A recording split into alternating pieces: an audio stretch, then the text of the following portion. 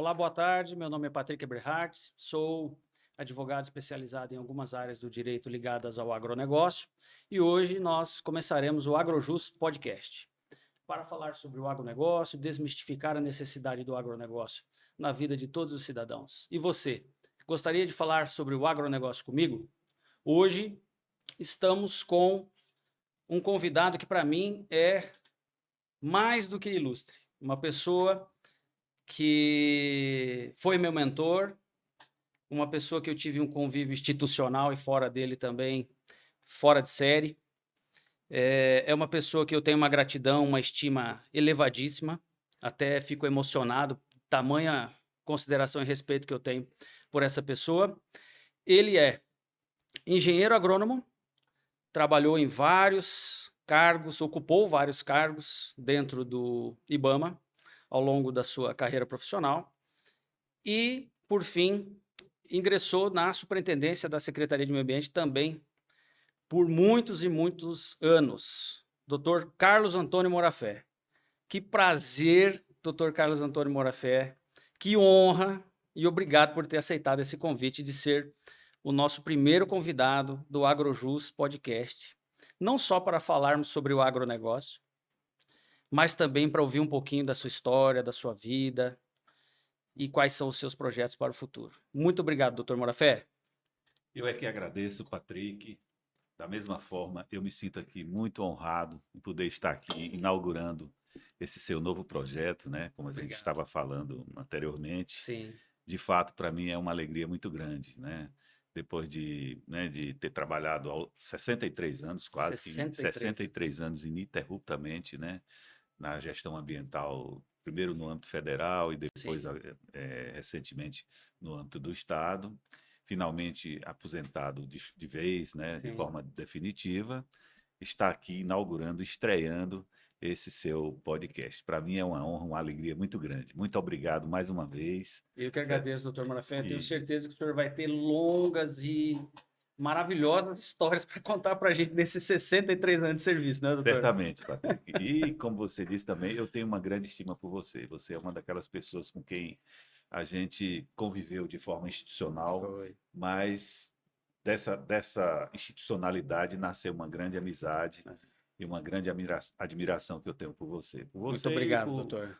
Muito uma obrigado. grande parte de pessoas que militam no agronegócio e que têm empreendimentos do estado do Sim, Piauí, sim, sim, não sim. só na área do agronegócio, mas em todas as áreas da economia. Então, Sim. para mim, é uma satisfação muito grande por ter percorrido esse longo caminho e ter saído, vamos dizer assim, com esse grande ciclo de amizade, de conhecimento, de pessoas que realmente a gente tem uma estima muito grande. Sim. E você é um deles, certamente. Muito obrigado. Doutor, e me diga uma coisa, assim como eu tenho certeza que muita gente tem muita curiosidade a seu respeito.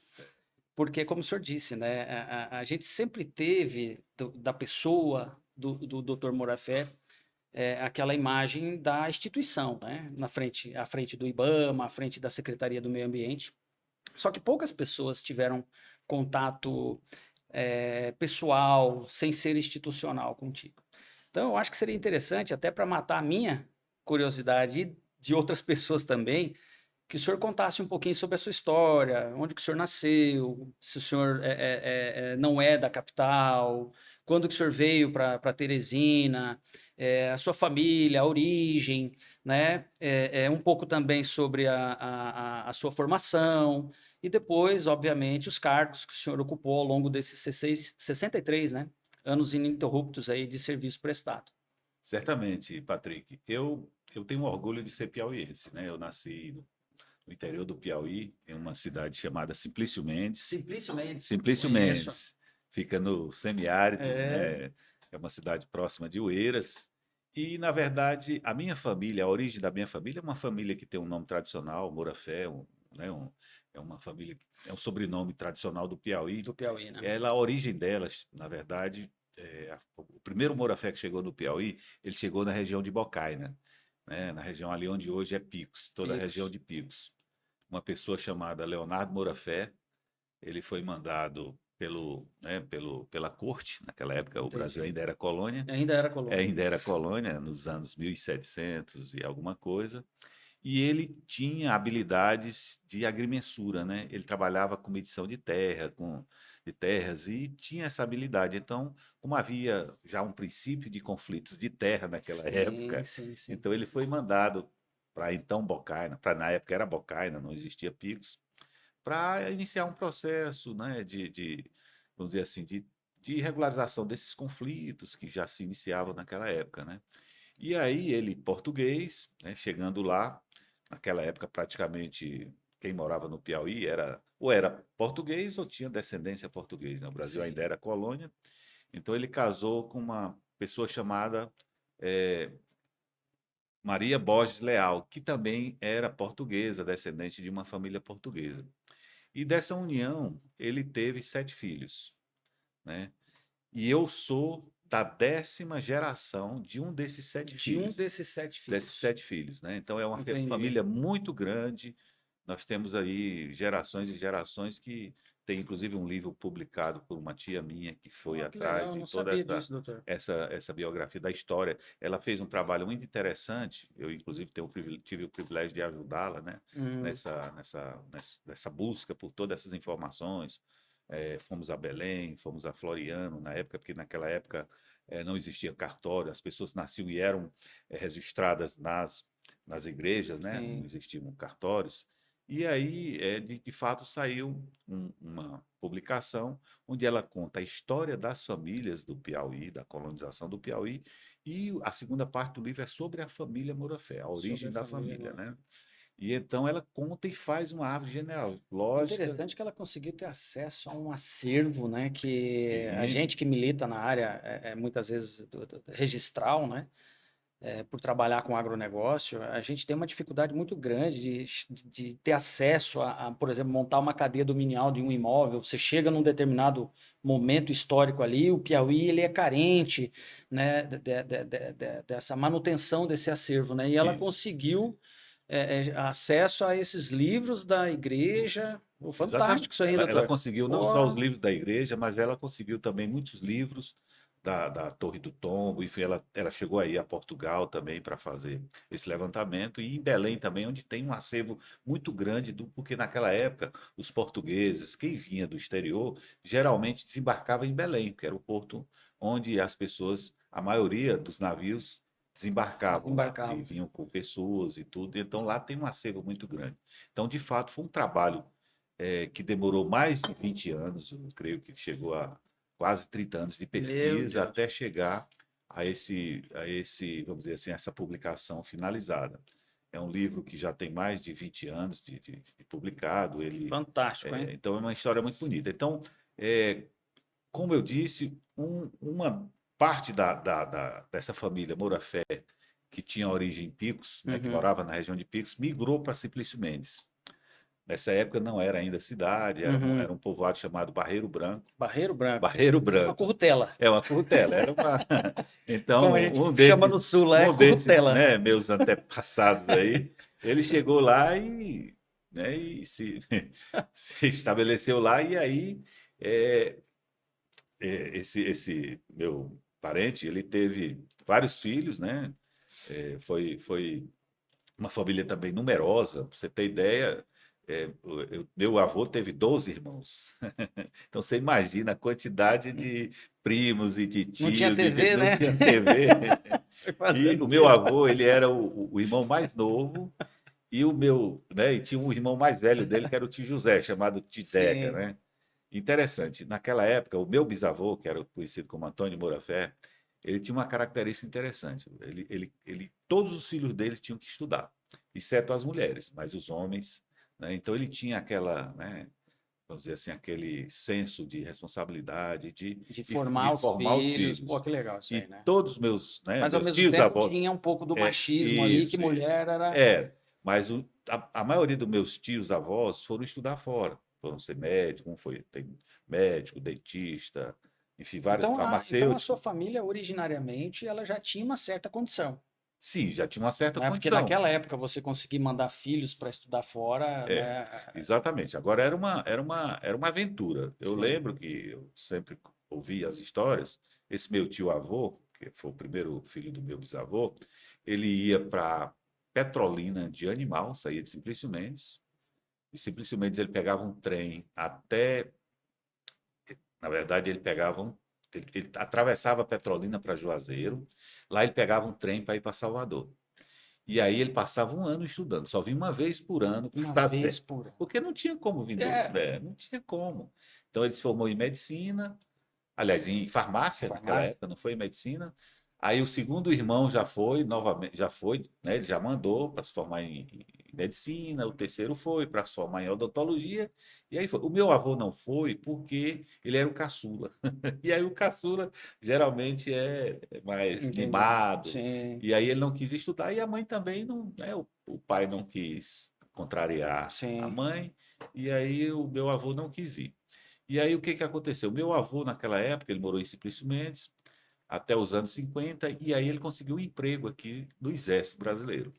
Foi Ah, ser funcionário, ele veio para prestar serviço militar, e aí depois do serviço militar ele entrou como funcionário civil do Exército, e passou toda a sua vida como servidor civil entendi. do Exército Brasileiro, que é do segundo BEC. Uhum. E o senhor E, chegou em Teresina com quantos bom, anos? e aí o que que aconteceu? Quando ele veio para Teresina, né, a minha mãe, os seus são 7 irmãos também, ela, quando a gente nasceu, eu sou o mais velho, O eu mais tenho velho? inclusive um Ah, irmão gêmeo, sim, sim. com 5 anos, a gente, né, ela disse o seguinte: meus filhos não vão ficar aqui porque não tinha estudo, né? Sim.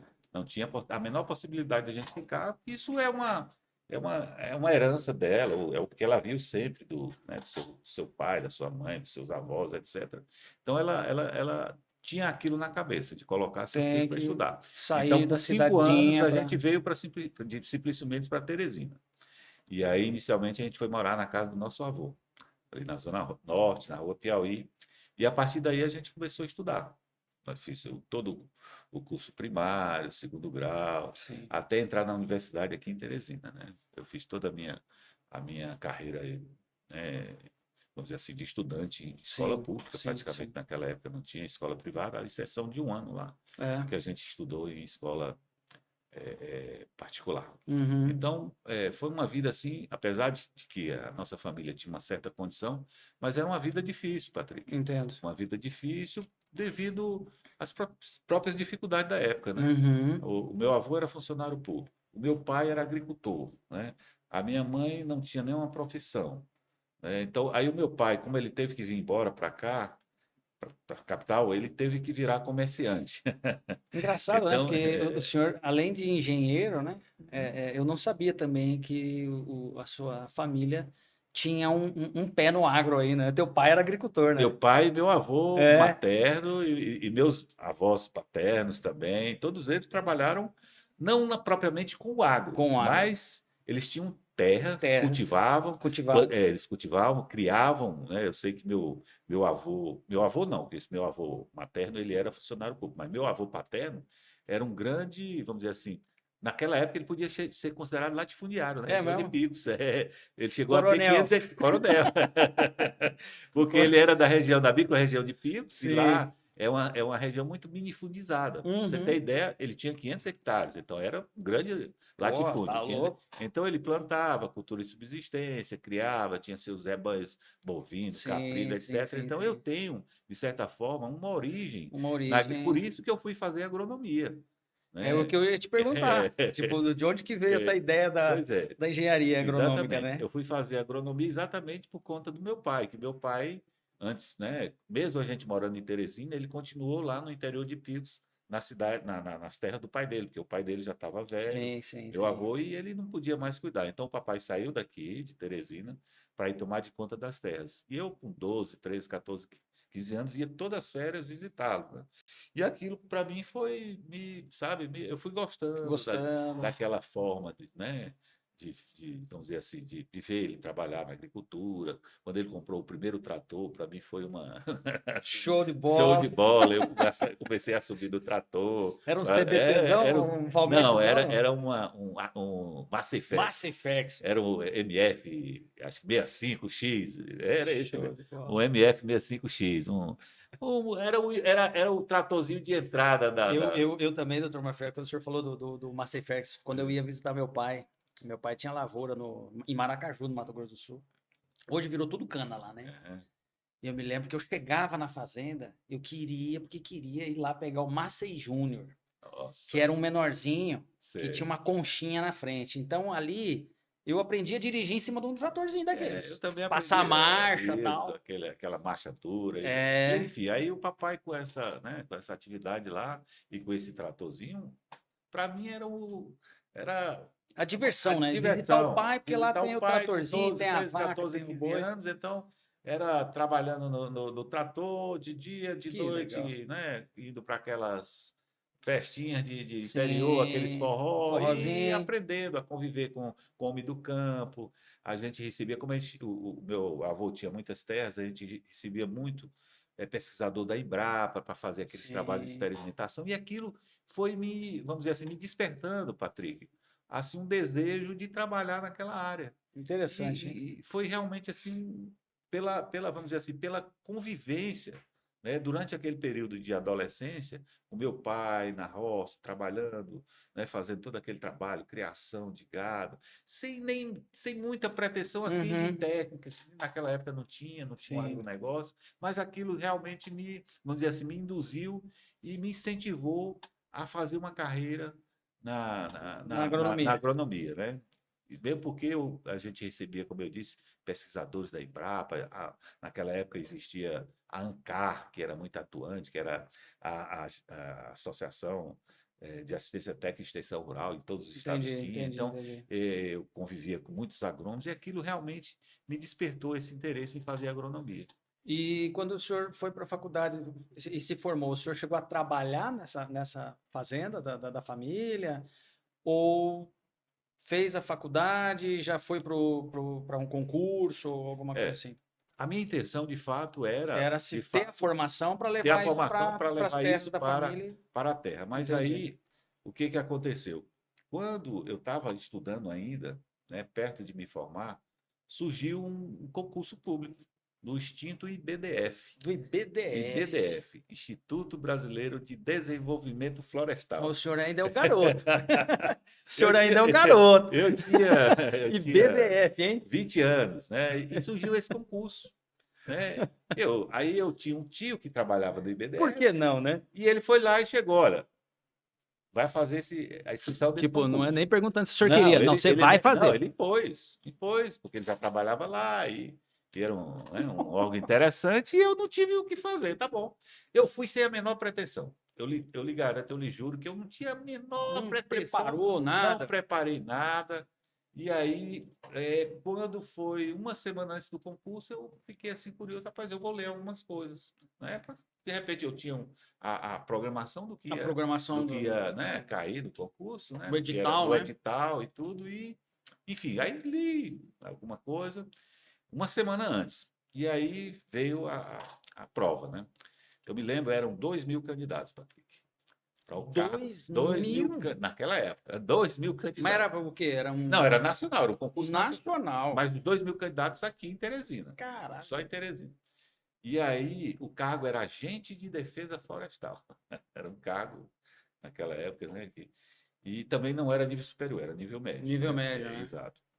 E eu também não tinha ainda formado, terminado o Sim, o senhor curso, estava né? cursando, né? Estava cursando, eu estava na parte final do curso, né? Uhum. E aí eu fiz o concurso, e isso foi em 79, 1979, o concurso, as provas, se eu não me engano, foi em setembro, outubro. Quando foi em janeiro, saiu o resultado. Tinha passado em segundo lugar. 2000, Dois segundo lugar. Aí eu não Estudou pude, na véspera. Puta que estudei. pariu. E aí eu disse, Doutor Marafé, olha, quando a coisa tem que ser, eu ela, disse, né? eu não vou perder essa oportunidade. E aí fui chamado para assumir, e nunca me esqueci essa data, assumi no dia 20 de fevereiro de 1980, o cargo de agente de defesa florestal. Doutor Marafé, engraçado, isso aí me lembrou uma situação minha. Eu fiz biologia antes de fazer direito, né? Você já tinha me falado. E aí não deu certo biologia, tal, eu fui morar na praia. Vida Trabalhei boa, lá, né? trabalhei lá num estágio com um projeto lá de doutorado de um professor que era da Universidade Federal do Paraná. Trabalhei nesse estágio com ele com estrelas do mar e tal.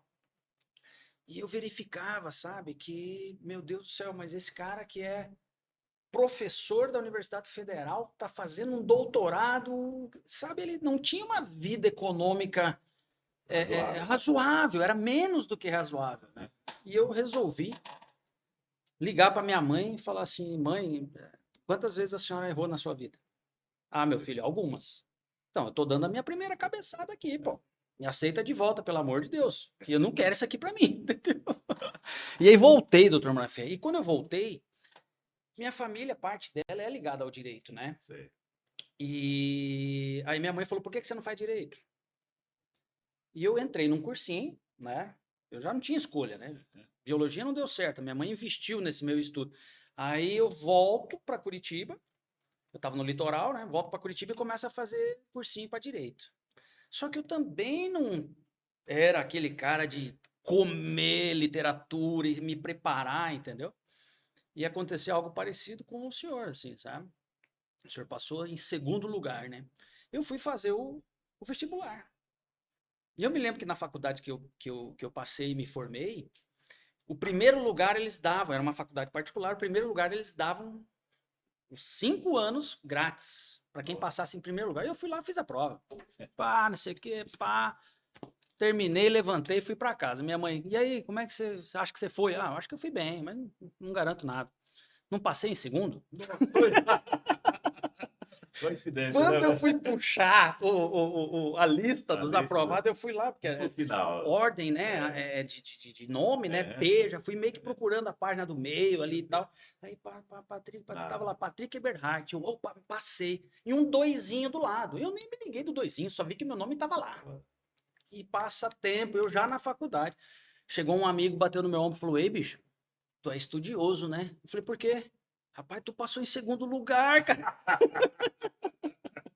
Quase que eu dou esse sabor para minha mãe dela não ter pago 5 anos de faculdade. Pois é. Então, Patrick, quando aí eu Igual o senhor, né? assumi o cargo, Despretensiosamente foi lá em Pacu. naquela época havia né, vamos dizer assim, eu como estudante, o serviço público permitia que você estudasse, né? Estudasse. E eu pagava as horas, né, que eu estudava de outra forma, né? E aí eu consegui me formar em 82, né, me tornei engenheiro agrônomo, julho de 82, pela Universidade Federal do Piauí. E aí, em 83, veio um novo concurso do IBDF para engenheiro agrônomo. Já. Aí eu fiz, aí eu passei em primeiro. Pô, o cara é papa concurso. Aí eu passei, né? E, enfim, e aí Começou a carreira. comecei minha carreira, né, como agrônomo do IBDF. O IBDF foi um órgão que, vamos dizer assim, Que ano que ele foi extinto, hein, doutor ele Marcelo? foi extinto em 89. 89, né? Ele foi um dos órgãos que foram sucedidos pelo IBAMA. Pelo A história IBAMA, do né? IBAMA ela é interessante, né? Depois veio o IBRA, né? Não, Era veja, IBDF, como é que veja era? bem. Como é que o IBAMA foi criado? Tem Naquela época, norma de criação. quem era presidente da República era o Sarney, né? O presidente José Sarney. Ele assumiu pela morte do Tancredo, é uma história que todo mundo sabe, né? E aí o Sarney assumiu e ele lançou um programa interessante chamado Nossa Natureza. Era um programa que tinha a finalidade de estudar essa questão ambiental no Brasil. Estudar tudo, do ponto de vista institucional, do ponto de vista ambiental, do ponto de vista econômico, etc. E uma das conclusões que esse programa chegou é que a gestão ambiental no âmbito federal ela era setorizada, Patrick. Ou seja, tinha um órgão que cuidava da pesca, um órgão que cuidava das florestas, um órgão que cuidava da fauna, Sim. um órgão que cuidava do meio ambiente, e não tinha convergência, vamos dizer assim, de gestão. Entendi. Era setorizada. E tinha um órgão que cuidava da borracha na Amazônia. E aí o que a conclusão desse estudo chegou, desse programa, né? Olha, a gestão ambiental do Brasil está errada. Ela tem que ser uma gestão uniformizada, centralizada, sistêmica. E aí a opção foi pela criação de um único órgão que integrasse todas essas áreas, ramos do meio ambiente. E aí foi quando surgiu o IBAMA, O IBAMA. Instituto Brasileiro de Meio Ambiente e Recursos Naturais Renováveis. Então, foi no dia 22 de fevereiro de 1989 que nasceu o Que IBAMA. nasceu o IBAMA. Então, o IBAMA nasceu com a extinção do IBDF, que foi o meu órgão de origem, a SEMA, que era a Secretaria Especial do Meio Ambiente, que era vinculada à Presidência da República, a SUDEP, que era a Superintendência do Desenvolvimento da Pesca, e a SUDEVIA, Superintendência de Desenvolvimento da Aveicultura, da borracha. Eu falei IBRA na hora, mas a IBRA é reforma agrária, não tem Exatamente. nada a ver com O IBRA foi antes do INCRA o IBRA que foi sucedido pelo INCRA. Isso, eu confundi. Exatamente. Então, o IBAMA foi criado em 1989 com essa finalidade, uniformizar e centralizar toda a gestão ambiental do Brasil. Então, foi um momento realmente onde o meio ambiente do Brasil, a gestão, especialmente em relação à gestão pública, deu um salto muito grande. O IBAMA chegou a ser a segunda maior marca do Brasil naquela época. Seu primeiro presidente foi o Fernando César Mesquita, jornalista que sempre trabalhou com o José Sarney, e na época ele foi, de fato, quem institucionalizou o órgão, quem preparou o órgão, enfim, ele fez uma gestão assim fantástica. Ele passou apenas um ano, porque Então foi o senhor criado. migrou, né? Foi. Não, aí todos os servidores, a estrutura de cada um desses 4 órgãos passaram a fazer parte da estrutura do IBAMA. Né? Então, a própria lei que criou o IBAMA estabeleceu o patrimônio, o pessoal, os recursos, tudo passa a fazer parte do novo órgão que é o IBAMA, dessa nova autarquia. Né?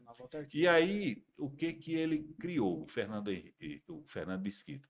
Uma pessoa muito inteligente, jornalista, muito preparado. Ele criou alguns programas. Um deles foi o PEAL, Programa Emergencial da Amazônia Legal.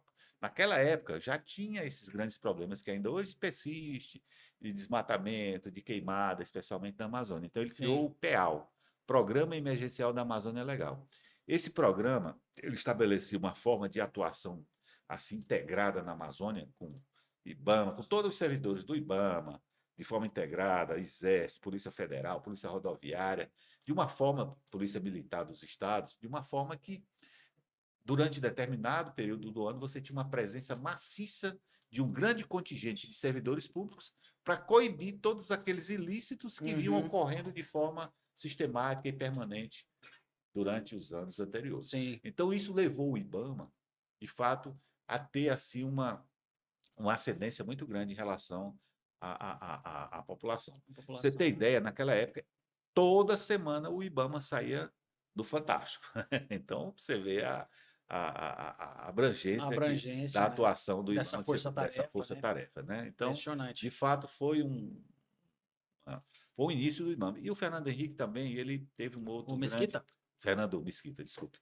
O Fernando Mesquita teve uma outra grande, vamos dizer assim, vantagem, que ele foi atrás de parcerias com organismos internacionais. Então, ele começou a buscar dinheiro, recursos dos organismos internacionais de financiamento, da FAO, enfim, dos grandes organismos da própria ONU, enfim. E aí ele lançou a semente de vários programas, do PNUD, e o IBAMA passou a ter muitos recursos e passou a fazer, assim, vamos dizer, uma grande gestão de forma integrada no Brasil todo. Ou seja, era um órgão que tinha corpo, técnico, caixa. Então, né? de 2009, de 89 para frente, o órgão, né, ele realmente e tinha uma grande estrutura. E aí isso me deu a oportunidade, Patrick, de conhecer o Brasil todo. Eu imagino. O senhor passou por vários cargos dentro do IBAMA, né, doutor Manafé? Sim, desde o IBDF, quando eu passei para o cargo de engenheiro agrônomo, já em 83, eu passei a assumir a gerência de fiscalização. Gerência de fiscalização. Chamava divisão de fiscalização. Entendi. Né? Auto de infração. Então, eu era o chefe. E aí, nisso eu comandava, né, uma equipe que tinha que fiscalizar o Piauí todo e eventualmente, a gente participava de grandes missões nacionais na região amazônica, né, desde o estado do Pará, do estado do Amazonas, Mato Grosso, enfim, e no Acre, toda aquela região, né? E realmente isso me deu uma possibilidade muito grande de conhecer muito lugar, né? Bom, e então durante, me parece, 10 anos eu fui chefe da fiscalização. Chefe da fiscalização. E tem algumas histórias interessantes nesse período. Né? Conta uma para nós aí, doutor. Vou contar uma aqui. Porque eu te conheci, eu vim para o Piauí, eu cheguei aqui dia 10 de janeiro de 2006. Sim. Não, 2007. Sim. Já se vão 16 anos, né? É. E o senhor já estava em outro cargo. Eu já era chefe da divisão técnica. É. Tanto é que a gente ia lá pegar informações Exatamente. sobre Isso, licenciamento e isso. tal, né? Então já foi um outro momento. Eu saí da Sim, fiscalização do IBAMA já para a área técnica, que era mais a questão do licenciamento, vamos dizer assim, das sim. autorizações De florestais, SMAT. SMAT, registro de fauna, enfim, era uma, Sim, era sim, uma, sim. uma atividade um pouco Já diferente da. tinha a lei do DOF, né? Que antes era a Já, TPF, já, né? já, O já. DOF é de 2006, É, de né? 2006, É. exatamente. Então já era uma atividade um pouco diferente. Mas na época da fiscalização, eu vou contar uma história. Eu estava coordenando uma equipe de fiscalização pelo interior do estado e no município que hoje é Alvorada do Gurgueia, Alvorada do Gurgueia. Alvorada do Gurgueia, né? A gente Metrópole. na viatura lá do carro do IBAMA já, e aí avistamos lá uma pessoa que estava com um objeto assim suspeito na garupa da bicicleta. Só aquilo ali é alguma coisa suspeita. Paramos o carro, abordamos e de fato ele ia levando uns pássaros numa gaiola, Um né? espaço. É. E aí começamos a conversar, a gente tinha que abordar ele, e começamos. Para onde você está fazendo, o que você está fazendo, etc, etc. Para onde vai? E ele contando, né? Ah, não sei o quê, meio. Mas aí eu fui insistir. Agora, aí eu perguntei, como é seu nome? Aí ele não queria dizer. Só, a gente precisa do seu nome, Sim. porque a gente quer saber, né? Toda aquela abordagem que a gente sempre faz. Padrão, né? Padrão. E aí, quando ele viu que não tinha jeito, tinha que dizer o nome, aí ele disse: Meu nome é Silivério Moura Fé. Silivério. Silivério. Na verdade era Silvério Moura Fé. Mas Mas ele tava tremendo. era um cidadão humilde, né? Silivério. Aí, quando ele disse isso, os colegas olharam para mim e disseram: Ninguém pode rir. Pô, Ninguém pode parente, rir. cara. Aí eu disse: Cara, prende o parente. Prende o Aí, Vamos ver. ó, Você vamos. bota firme agora. Prende seu parente. Aí tu já pensou Ah, se ele fala, não, eu sou de Simplício mesmo. não, ele de fato era de lá, porque tinha. Depois eu descobri, ele tinha Sim, um, sim, tinha um sim. ramo da nossa. Um dos parentes nossos teria ido para lá e teria se constituído família, e realmente, mas era uma pessoa muito E ele humilde. tava com 2 araras azul lá. Não, não. Como era vamos dizer assim, um crime relativamente simples, não tinha. O que nós fizemos Menor foi potencial menor ofensivo. potencial. Nós Libera o pegamos, cara, fica com os bichos. nós apenas lavramos uma Claro, claro, claro. advertência, soltamos os pássaros na mesma hora e fizemos aquela, né, vamos dizer assim, aquela advertência para Sim, ele. sim, sim, Mas sim. foi interessante, porque ele não queria dizer o nome, e eu fui insistir, né? Sim. E aí era um parente, né? Era um Era parente. um parente. Essa é uma das histórias, das longas Das histórias que a gente longas é. histórias. Mas é interessante, Patrick. E tem muitas histórias assim, Sim. E, muitas doutor, histórias. e aí, depois desse cargo, o senhor foi para. Bom, aí Isso foi década de 80, 90, né? isso foi até os anos 90, Até os viu? anos Até 90, os né? anos 90, né? Entre 80 e 89, não, até os anos 90, mais ou menos. Na verdade, foi perto dos anos 2000. Então, aí eu fui convidado, Patrick, para ser chefe da divisão técnica, né? Que era uma outra área do IBAMA na época, e passei também muito tempo, uns 15 anos, como chefe.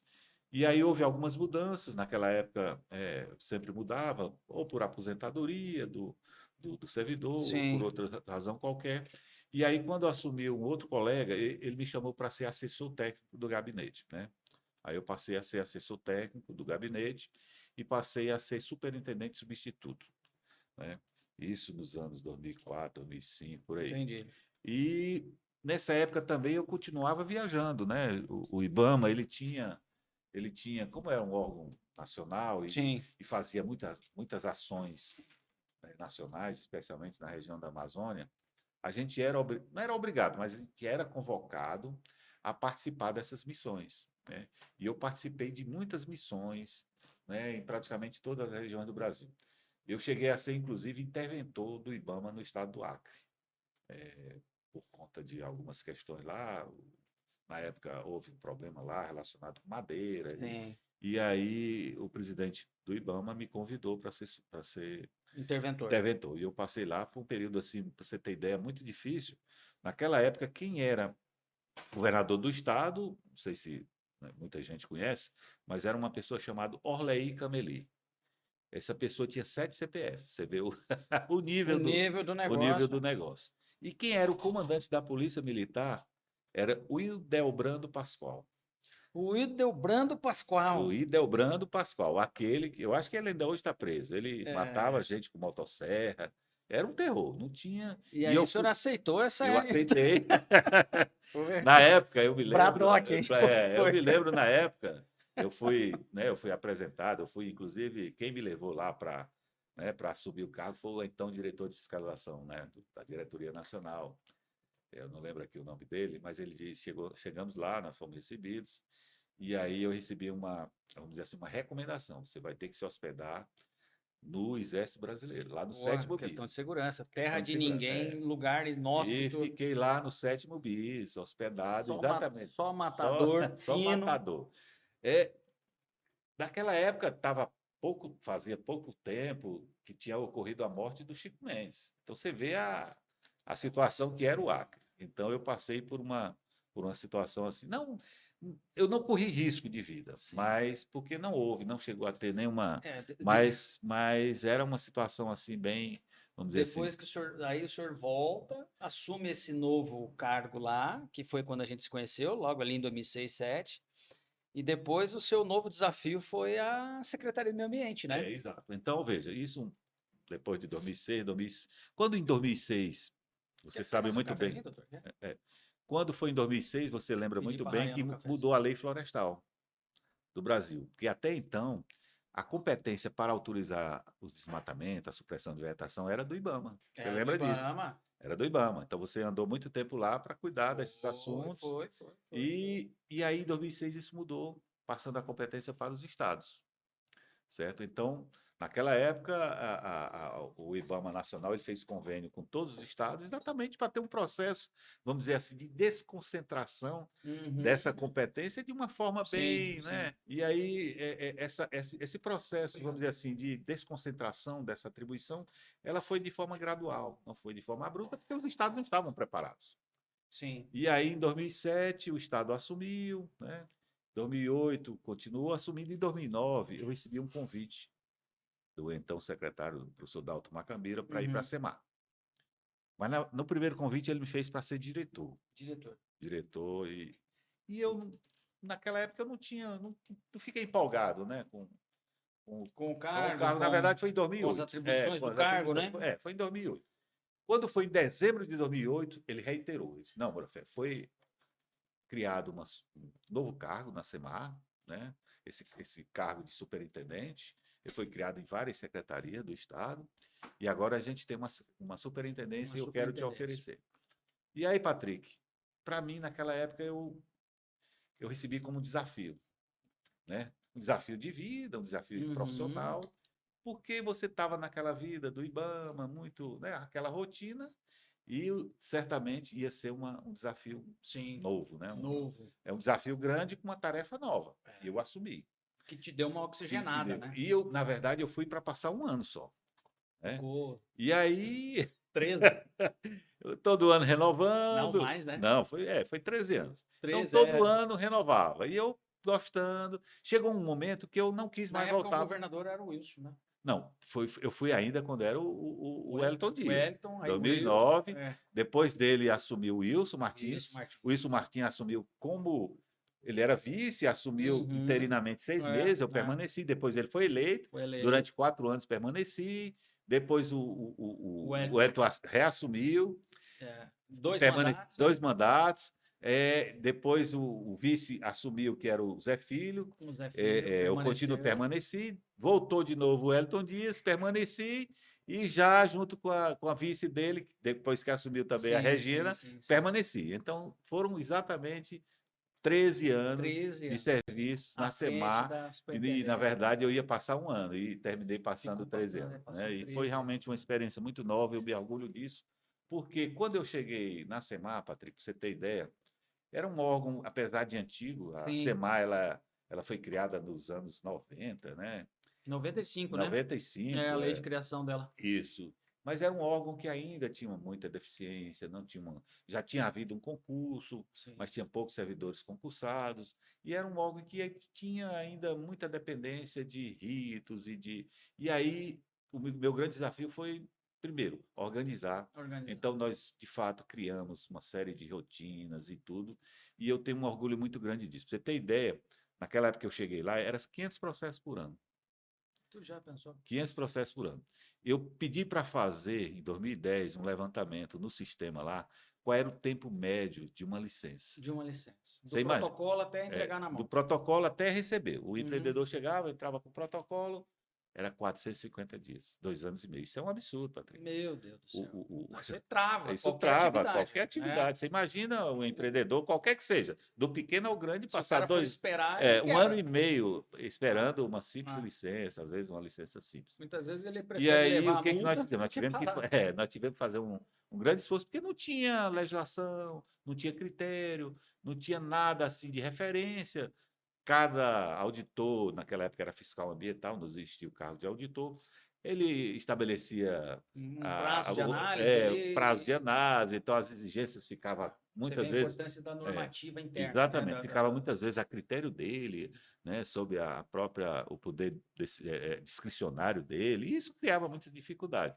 Eu cheguei a me deparar com um auditor pedindo um EIA-RIMA por uma praça. Aí eu disse, não, você está... Então, isso aconteceu de fato. Loucura, eu tive que insistir e demonstrar que aquilo não era, não, não cabia, mas ele não era culpa só dele, sim, é porque não tinha nenhum ato normativo que estabelecia. Isso foi muito importante, doutor Bonafé. E então, Patrick, o que nós fizemos? Nós fizemos realmente um grande trabalho.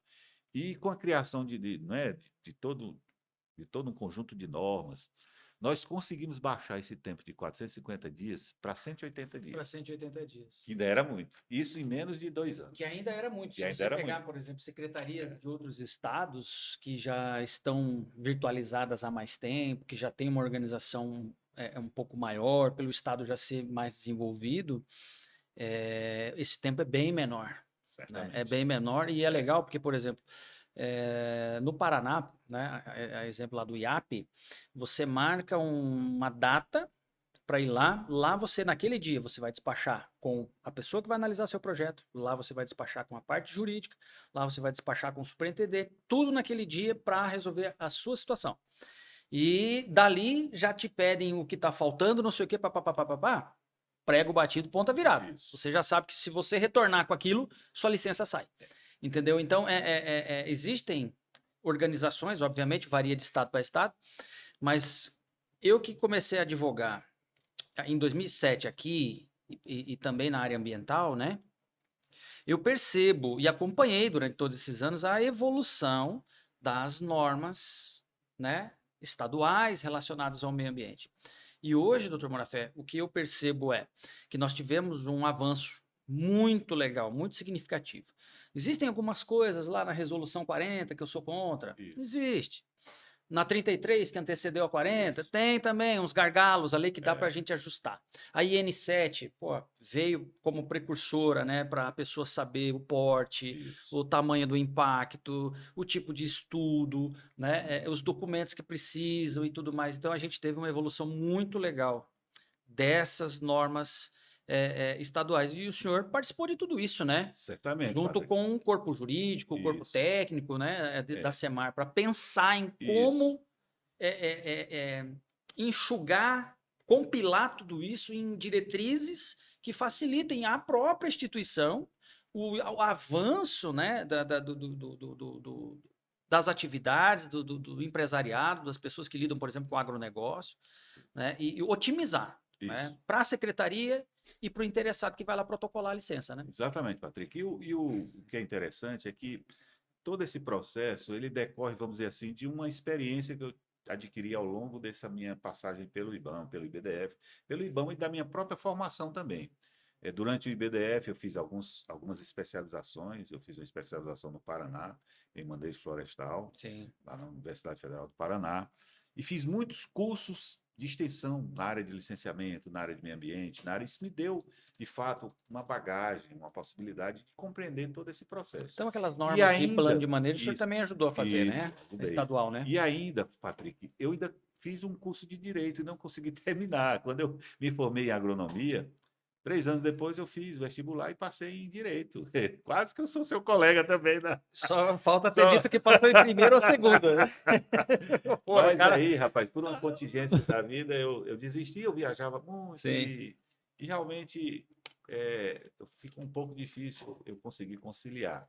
mas cursei boa parte do curso, aprendi vamos dizer assim, a manejar os conhecimentos jurídicos, a legislação, por conta não só por estar operando toda a legislação ambiental, mas pelo fato também de eu ter feito Não, o curso de de parcial parcial de de direito, né? direito, né? Eu, quando abri o podcast, não foi à toa que eu disse, né, que o senhor era conselheiro, mentor, né? Porque o conhecimento que o senhor tem de matéria ambiental, técnica e jurídica, doutor Bonafé, é ímpar, assim, Isso. E sabe? aí, Eu não sei se em outro estado tem alguém numa superintendência que reúna esses dois predicados que têm tudo a ver com o meio ambiente, que é o técnico e o jurídico. A quantidade, o arcabouço legislativo que nós temos de meio ambiente no Brasil é um negócio louco.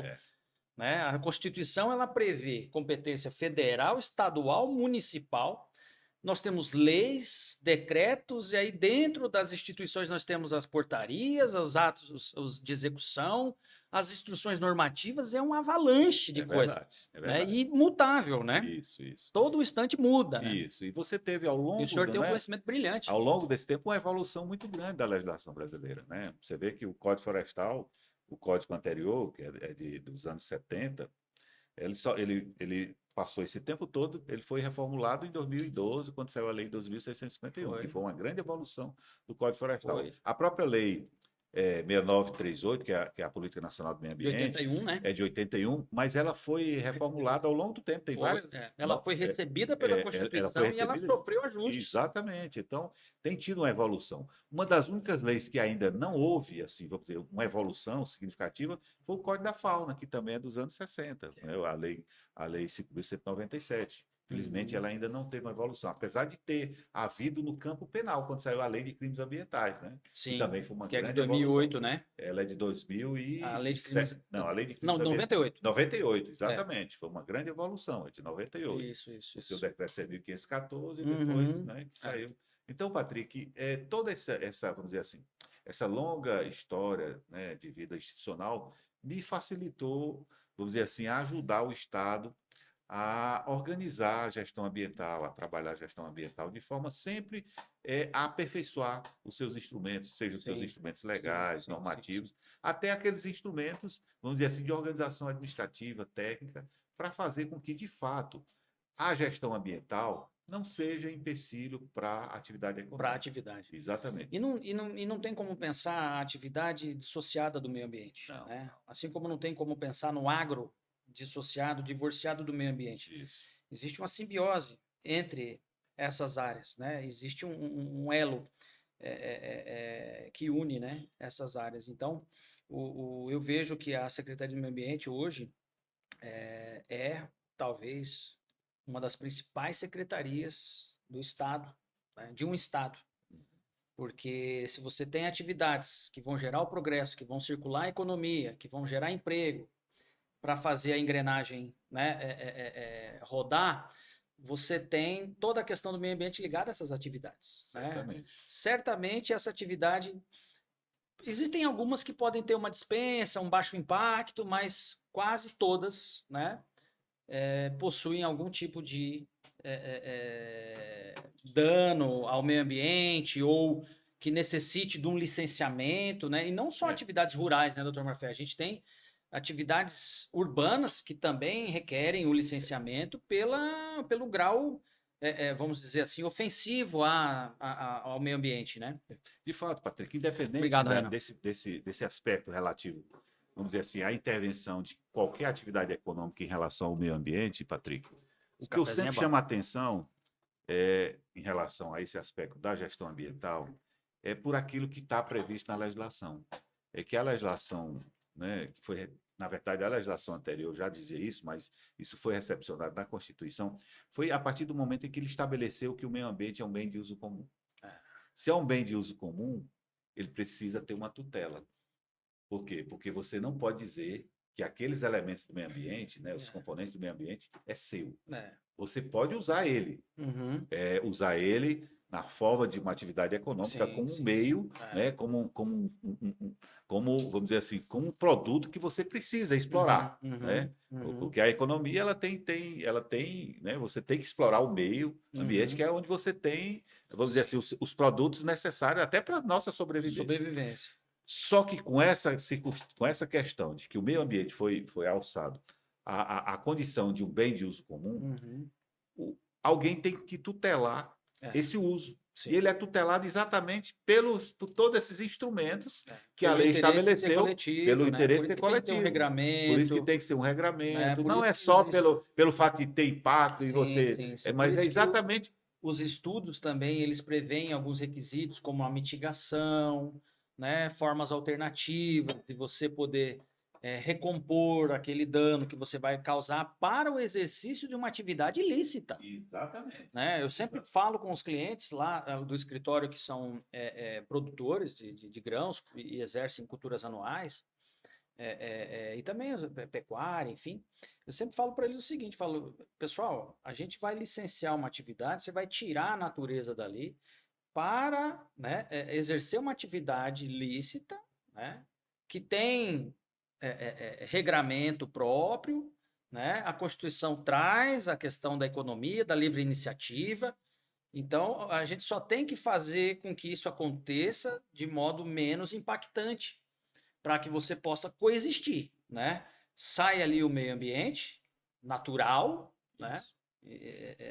E entra ali uma atividade. Talvez aquele meio ambiente jamais volte para aquele próprio local, porque ali sempre vai ser uma atividade econômica. Mas para isso atender todas as regras, prever nos estudos ambientais tudo que a legislação exige, né, para que você tenha o licenciamento ambiental, não tenha dor de cabeça e fique tranquilo que você não está fazendo um mal à natureza por si só, né? Você está tirando ela daquele local, mas para exercer uma atividade que vai movimentar a Exatamente. economia. Você vai gerar emprego, você vai gerar alimento, né? Vai pagar imposto e todo mundo se favorece disso, né? Até porque o Exatamente. agro, doutor Morfé, está na mesa de todo mundo. O cara toma um Exatamente. café, agro. Toma um leite, agro. Come uma carne, agro. O amendoinzinho que está aqui na mesa, agro. Alguém plantou esse amendoim. Está na vida de todo mundo, Exatamente. né? O agro, eu diria que hoje ele é o grande vetor do desenvolvimento do estado do Piauí. E, a par disso, você precisa ter os cuidados quando você vai licenciar essa grande atividade econômica, né? Porque é uma das atividades que mais, vamos dizer assim, se utiliza dos recursos ambientais. Especialmente quando eu digo o meio biótico, Sim. né? O próprio meio físico, Meio ele ocupa físico. grandes extensões de terra. Então, daí essa grande preocupação que a própria legislação estabeleceu É, ao fazer determinadas exigências para é. que essa atividade seja feita de Sim, forma, né, correta, de forma, sim, como você sim, disse, sim. a mitigar É, e aquelas ações que não são mitigáveis, que boa sim. parte não são A mitigáveis, minha, mas que possa ser compensada que pode ser compensado. com algum benefício para a própria E aí sociedade. entra mecanismos que a lei prevê, né? A Isso. compensação A ambiental, compensação a florestal, a reposição reposição florestal, florestal né? e É isso outros aí. instrumentos que a lei Sim, sim, estabeleceu. sim, sim. Então, veja, e o Piauí, ele tem uma vantagem muito grande, Patrick, porque o Piauí, ele ficou, vamos dizer assim, ficou à margem Uhum. desse processo econômico durante muito tempo. E quando esse processo chegou aqui, a corrida, né, para o agronegócio, a questão do Matopiba, você já tem todo um conjunto normativo bem consolidado, vamos dizer assim, uma secretaria relativamente, vamos dizer assim, Organizada, estruturada, né? estruturada, que possa, de fato, recepcionar, Uhum. vamos dizer assim, de forma a poder controlar a implantação dessas Sim. atividades sem maiores prejuízos para, É, vamos dizer assim, é. para a sociedade, para o Até meio porque, ambiente. doutor Marafé, eu vejo assim, hoje, né? Como a gente estava falando do avanço legislativo aqui nosso, né? Eu acho que hoje nós temos uma normatização bacana para a gente seguir, né? Hoje nós temos o SIGA, Isso. a gente faz um preenchimento de determinadas informações, o próprio sistema já traz o termo de referência, coisa que a gente não tinha lá atrás. e aí ficava aquele bate-boca, né, interessado com fiscais muitas vezes, com analistas muitas vezes. Não, mas isso aqui não precisa porque não está na norma, pô, isso aqui, sabe? Então eu vejo que há esse avanço, eu acho que a legislação ela é bacana, né? Existem algumas coisinhas que talvez daria para mudar, mas enfim, né? E eu vejo que representa avanço, sim, né? E aqui no Piauí, doutor Marafé, eu vejo o agronegócio como algo que só vai aumentar. Você não tem como segurar, você não tem como parar, porque nós estamos nas últimas fronteiras agrícolas aí, né? Piauí, sul do Maranhão. Agora o pessoal está subindo aqui para essa região aqui de Norte, né? Barras, Barras, Piracuruca ali. Eu Piracuruca. tenho clientes que são do Rio Grande do Sul, compraram área em Castelo, então estão achando ali umas chapadinhas bacanas, com altitude, com boa chuva, solo bom, entendeu? Argilazinha bacana, então eles estão vindo. E não tem como parar, porque o Piauí ainda tem milhares de hectares a serem agricultados, né? Eu vejo muitas vezes as políticas falando assim sobre o desmatamento zero. Eu acho que tem que coibir o desmatamento ilegal. O ilegal tem que descer o sarrafo mesmo. Certeza. Agora, o legal, que o cara Não tem como apresenta proibir. um estudo ambiental, atende todos os requisitos, se compromete a determinadas situações emanadas da lei perante o órgão licenciador. Ele precisa exercer aquela atividade econômica. Com certeza. Ele visa lucro? Óbvio. Mas dentro daquela atividade circula um monte de coisa. Vamos pegar o exemplo da Chapada Grande. Isso. O que era a regeneração antes e depois da implantação da fazenda Chapada Grande, da empresa real.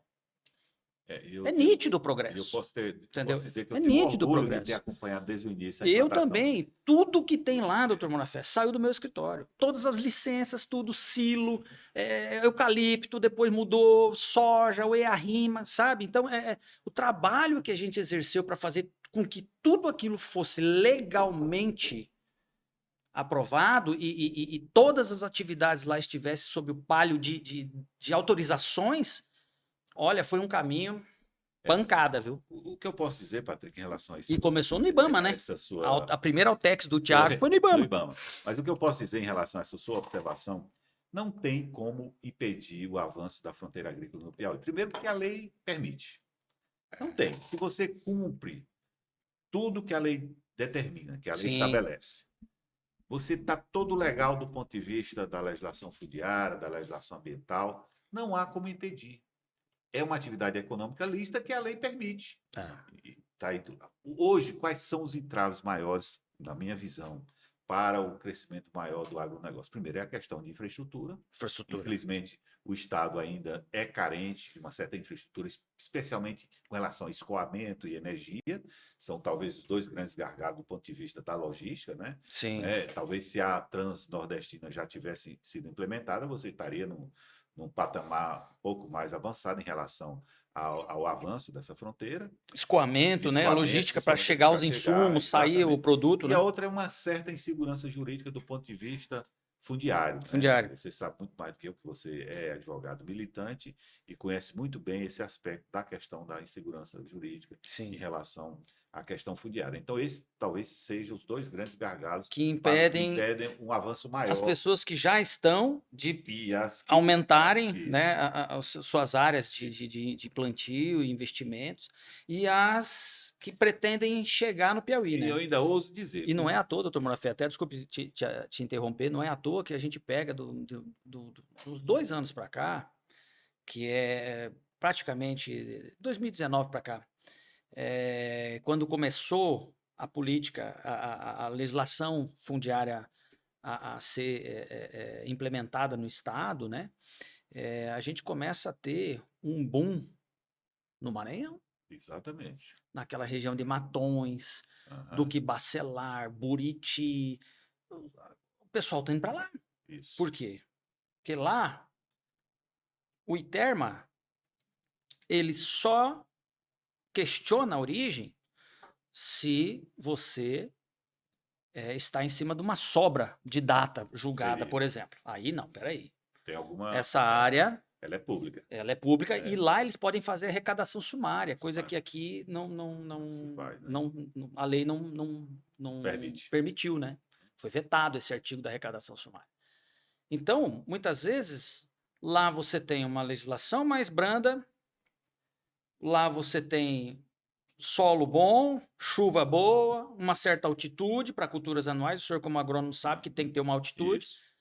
E o pessoal está indo para lá, porque o risco é menor. A insegurança jurídica ela não é tão gritante, né? Claro que se a gente for entrar em detalhes sobre risco jurídico, também tem lá, né? Exemplo de documentos que foram emitidos pelo ITERMA e depois foram cancelados, né? Muitas pessoas acabaram falsificando esses documentos e conseguindo registrar, né, esses documentos, gerando direito de propriedade. Então tem também problema jurídico lá.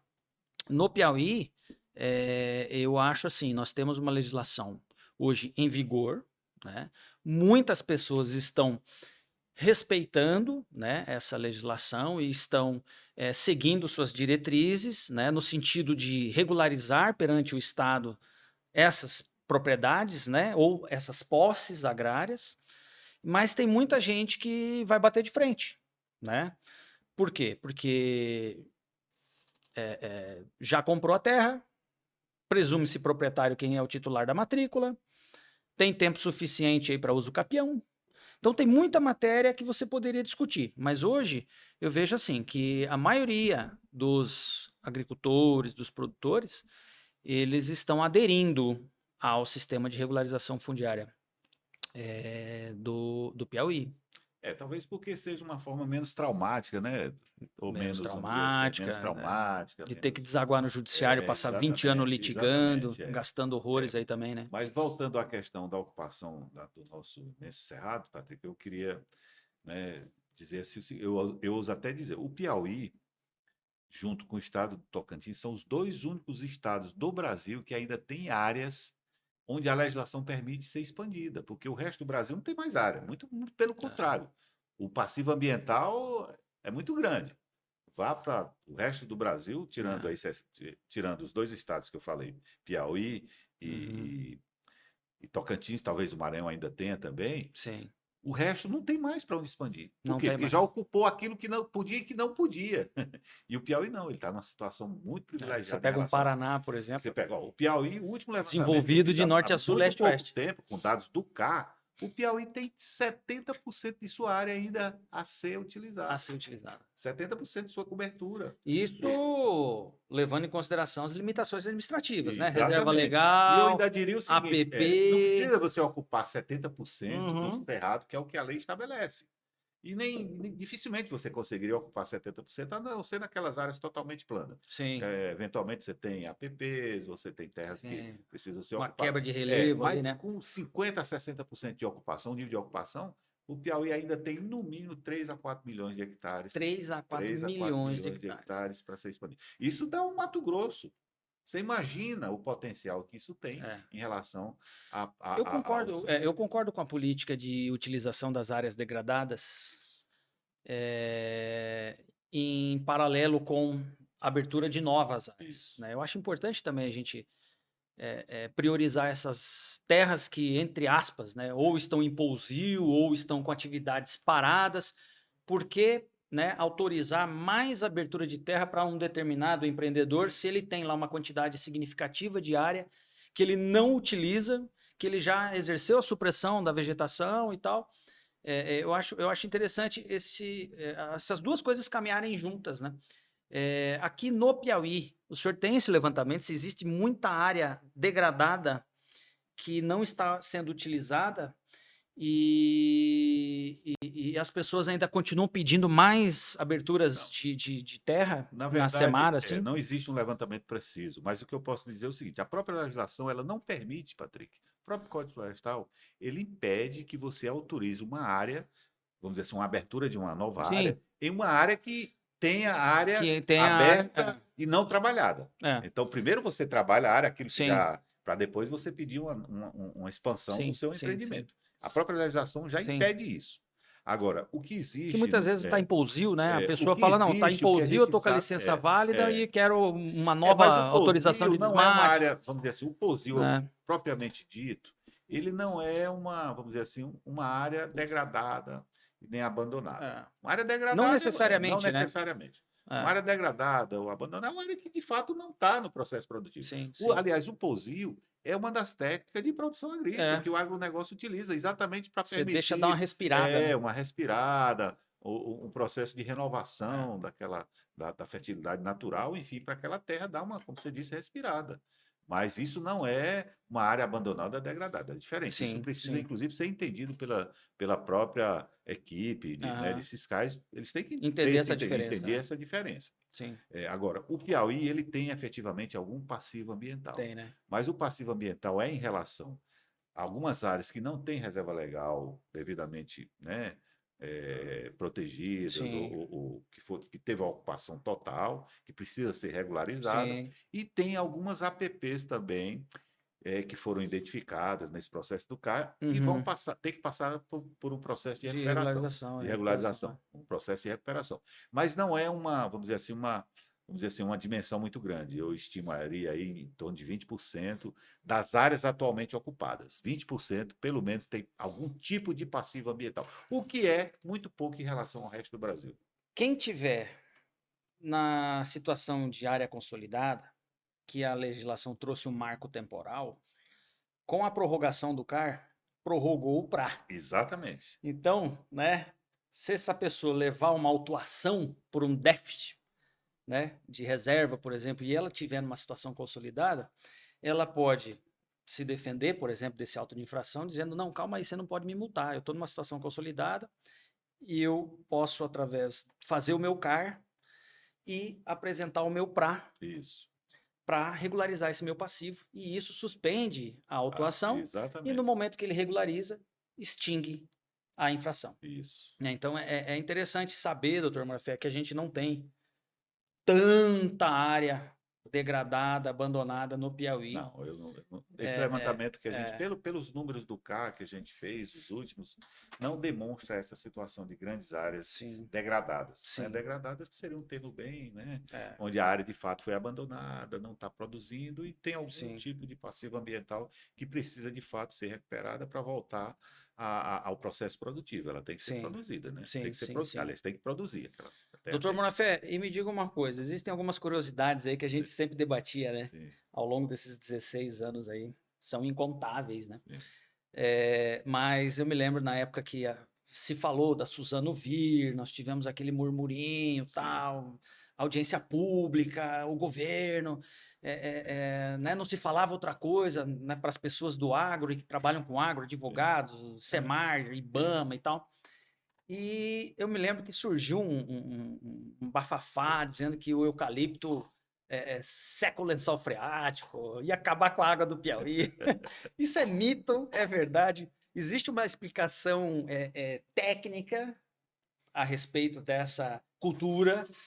E se isso é mito ou verdade? Não, isso é um grande mito. Na verdade, isso é uma afirmação dos ecologistas, que eu chamo de pseudo-ecologistas, que nunca gostaram da monocultura, são contra, especialmente da monocultura do eucalipto, né? Porque, enfim, não são a favor e inventam esse tipo de cultura. Na verdade, se você, do ponto de vista técnico, do ponto de vista agronômico, 1 hectare de eucalipto ela consome menos água do que 1 hectare de milho, do que 1 hectare de arroz. Isso é fato. E o eucalipto, por exemplo, o eucalipto que foi plantado no Piauí, até pela própria Suzano, pela fazenda Chapada Grande, ela está em cima de platôs que tem um freático abaixo de dois muito profundo. Muito profundo. Então, toda a água que é consumida pelo eucalipto é água da chuva, da precipitação. Ela não vai jamais conseguir tirar a água do subsolo, do lençol freático. Não consegue. Não é eucalipto plantado na beira do rio. Não. Agora, se for um eucalipto na beira do rio, numa área de várzea, claro que ele vai. Isso a natureza. É a natureza, assim como a outra. Pela lei do menor esforço, ela vai tirar aquela água ali muito mais fácil do que. Entendeu? É por isso que se cria clones, se faz pesquisas avançadas, exatamente para permitir que uma determinada espécie, que pode ser o eucalipto ou qualquer outra espécie florestal, ela consiga sobreviver apenas com a água de chuva, sem depender do lençol freático, sem depender da água que fica, né, que estaria na profundeza do solo. Então, isso é um Sim. mito É que mito. é um mito, não existe. A água o eucalipto, do ponto de vista florestal, agronômico, ele não consome, ou ele consome a mesma água que a maioria das culturas Das outras agrícolas, ou culturas, até menos, monoculturas. monocultura. Isso aí tem estudos científicos Entendi, que provam entendi, isso. entendi, Principalmente entendi. isso é visível. Se você vê um eucalipto plantado num platô como a Chapada Grande, que talvez a 300, 400 metros de altura, onde é que ela vai tirar É, água? A não ser da chuva, que é armazenada e sim, que percola e que fica ali por um determinado sim. período, porque depois, no período seco, aquela água não vai. Vai ser água que ele vai consumir a água do orvalho, água Sim, não sim, tem como sim. ele consumir água do, É, do, do freático. Não tem, lá o é, freático não existe, exato. né? Eles Então, estão em chapada, então né? em Chapada, então isso é É. mito, A é um mesma mito coisa que muito. acontece lá com o Hélio, né? Exatamente. Nos grandes platôs não tem É, como. é. Isso foi um avanço, vamos dizer assim, da pesquisa experimental no Brasil, trazida ainda na época, eh, quando veio os primeiros eucaliptos. Então, o Brasil, na verdade, hoje, ele é o país que tem, vamos dizer assim, a maior tecnologia de plantio de eucaliptos do mundo. Pra você ter ideia, o eucalipto no Brasil, para atingir a maturidade, dependendo do produto que você é 5 a 7 anos. 5 a Se 7 anos. você vai para a Europa, é 30 anos. 30 anos. Então ninguém pode competir. Muitas vezes esse mito ele é Impressionante, né? A difundido, gente tem ciclo de é corte de 7 em 7, 7 em né? 7. Então isso é Barbaridade. um mito que muitas vezes vamos dizer assim, ele é divulgado e até por os interesses econômicos também, porque não Sim. tem quem faça, ou vamos dizer assim, uma, uma atividade como a atividade do Brasil, não tem quem concorra com a atividade da A eucaliptocultura, tecnologia com a tecnologia que os existe, não tem. estudos E o eucalipto ele foi introduzido do ponto de vista comercial no Brasil para substituir as árvores nativas que eram utilizadas na produção de papel e celulose. Então, nos anos 60 foi que o eucalipto começou a ser largamente plantado, inclusive com incentivo fiscal do o incentivo governo, fiscal. através de vários programas, como o FISET, reflorestamento, que teve no Tu Piauí. pega, por exemplo, Paraná lá, né? A indústria É, moveleira, eles também exatamente. trabalham A com indústria de papel e monocultura para celulose, substituição dessas isso. A madeiras, né? moveleira, exatamente. Potência. Exatamente. Então, Se duvidar, essa mesa aqui veio do Paraná. exatamente. Então, isso é um grande mito. A história da Suzano no Piauí, ela tem um capítulo assim um pouco, vamos dizer assim, muito tumultuado, mas Um dos erros deles, doutor Manafé, lógico que a gente não Isso. precisa também, eu sei que o senhor esteve à frente, né, Isso. disso, Uhum. participou de todas as audiências e tudo Isso. mais, reuniões inúmeras, né? Mas o que chegou até a gente, assim, que é curioso, foi a questão do erro. Aí o senhor pode dizer se também isso é mito ou é verdade. Eles fizeram experimentos de alguns clones para o Piauí que se adaptariam e diz que isso aí deu errado e aí os caras caparam o gato, foram embora e deixaram um monte de gente com eucalipto plantado, com fomento. Tem gente que já acionou na justiça, inclusive. Aconteceu isso? O senhor tem esse conhecimento? Se Não, também de fato ele erraram é, na espécie, é. nesse clone, que teria não dado o volume que justificaria eles terem uma indústria aqui? Que existe esse Não, de fato, Patrick, boato, né? Enfim, existiu alguns problemas técnicos do ponto de vista, vamos dizer assim, das áreas em relação às espécies, não às espécies, mas os clones que eles selecionaram, mas isso não foi a causa, vamos dizer assim, da suspensão, que na época da foi a implantação da suspensão indústria da aqui, né? indústria. Porque eles tinham que ter um volume X para Na poder verdade, justificar, né? mas eles tiveram um problema sério, eu sei porque eu participei da reunião com a diretoria da empresa, junto com o governo do estado, quando eles decidiram é, divulgar, apresentar a suspensão do empreendimento. O problema foi muito mais financeiro do que qualquer outro. Financeiro. Na época, eles tiveram um problema de caixa, eles tinham que ter em torno de 10 bilhões e eles estavam com duas grandes empreendimentos em implantação, que era o do Maranhão, lá na Lá região de de Imperatriz, Imperatriz. e a do Piauí, aqui na região, que a indústria ia ser em Teresina, na região Sim. de Palmeirais ali. Próximo. Então, e eles entraram num processo, vamos dizer assim, eles estavam com um endividamento muito grande e eles precisavam de investidores que teriam que aportar no mínimo 10 bilhões naquela época, que era para implantar as duas fábricas. Verdade. Eles deram preferência inicialmente ao projeto do Maranhão, porque eles Imperatriz. compraram parte do eucalipto já plantado pela Vale. A Vale do Foi. Rio Doce tinha grandes áreas plantadas, Foi. mais de, então eles compraram. E no Piauí eles tiveram que começar do zero o plantio de suas áreas. E aí eles chegaram num momento que não tiveram os recursos suficientes, e naquela época também coincidiu com a grande crise mundial, e naquela época também eles chegaram à conclusão que o Brasil não comportava duas grandes fábricas de eucalipto simultâneas ao mesmo tempo. Eles iam, a fábrica deles era, tanto a do Maranhão como a do Piauí, a previsão era produzir 50 milhões de toneladas de celulose por ano. Então, isso é o volume máximo que uma fábrica existente naquela época podia produzir. Ou seja, era o limite do limite do limite. E não tinha mercado para absorver essas duas, além do problema financeiro, Sim. do próprio problema também, né, que era um problema superável, isso aí não tinha problema, podia atrasar, mas é perfeitamente superável.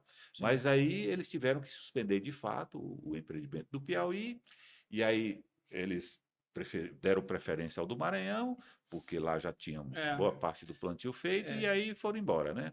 Daqui do Piauí. Hoje eles já fizeram a venda, né, Sim, eles dos venderam ativos os aqui para outra ativos, ou venderam, ou empresa. arrendaram. O fato é que eles não têm mais nenhum interesse de vir para o Piauí. Instituir O Estado fez, instalar inclusive, aqui, um né? esforço para Incentivo, alguma coisa assim. atrair outros empreendedores que pudessem absorver os plantios da Suzano. Eu, inclusive, cheguei a fazer uma visita em grande empreendimento em Portugal, lá na região, próximo de Lisboa, um grande empreendimento de eucalipto.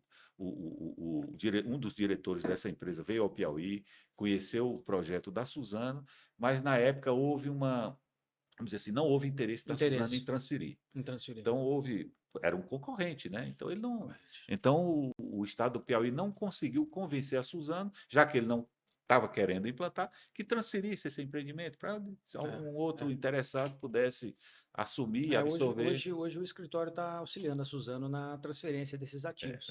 Então veja, foi de fato para uma outra empresa, né, talvez que não é do setor da celulose, mas vai utilizar aquele potencial, né, da mata plantada para